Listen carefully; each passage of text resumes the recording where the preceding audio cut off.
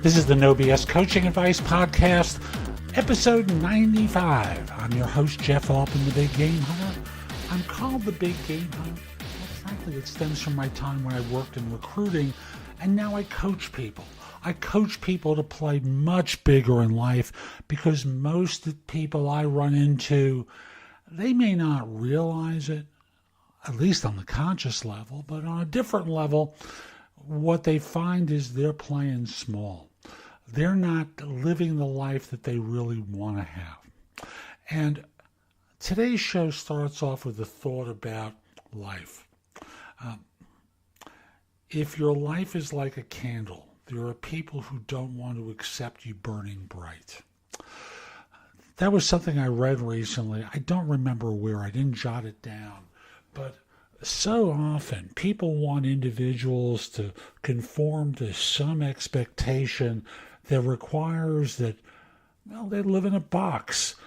They behave in certain kinds of ways. Now, I'm not talking about taxes, driving safely. You know what I'm talking about. Interpersonal relationships where people have the opportunity to just be themselves. Professional relationships where people can just be themselves and they go out of their way to behave. I hate behaving. I really do. Because what it tells me is that, I'm not being myself. I'm not being honest with someone. Yesterday I was coaching someone who was talking about an interview that he did. And I asked him, how did you do? And he talked about answering a question or two. Like, what would you do if you stepped into a situation where you didn't really know much about what was there and you had to figure it out quickly? What would you do? And he gave the pat answer. I'd research it. I'd figure out what was going on there. Yada, yada, yada. Pat answer. That wasn't what they were looking for. They were looking for a spark of creativity. And when he saw the interviewer's face, he realized that he had done it wrong. You see, in that particular case, what they really wanted to hear was, I listened to what I was told and then I go investigate myself. Lord knows every situation I've ever stepped into has been along those lines, where people tell me how it is, and that's their perspective. I've got to learn on my own as to what works and what isn't, because there can be variables in there that I don't know. So for you, where are you conforming? Where are you playing small? Where are you being dishonest? Because that's what I told him he was doing. He was being dishonest with them by playing small. You know how it is sometimes on Instagram or Facebook. A friend of yours puts up a picture of themselves. It just touches you in a particular way, or not. I saw two recently from friends of mine. Grandparents with the grandson. Actually, one was a granddaughter, but no matter. It was the older individual, person in their 60s, now with the young child. And the adoring look on their face was priceless. And the adored look on the face of the young child was even more priceless. What happens between that beginning time until now, where we lose perspective on what's important? Like when we're little, everything is new and fresh and exciting, and we just love that moment where we meet someone special and then we get ground down. We get worn out. We start conceding defeat way too often. Stop allowing yourself to be defeated. Start standing up for yourself more often.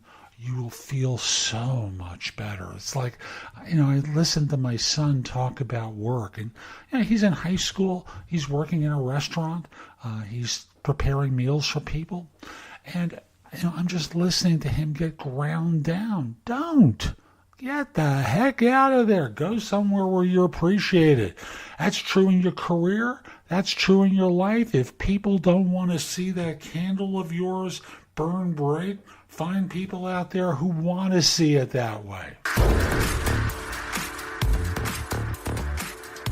Sometimes we find ourselves in situations where I think the best way I can describe it is emotionally we feel constipated.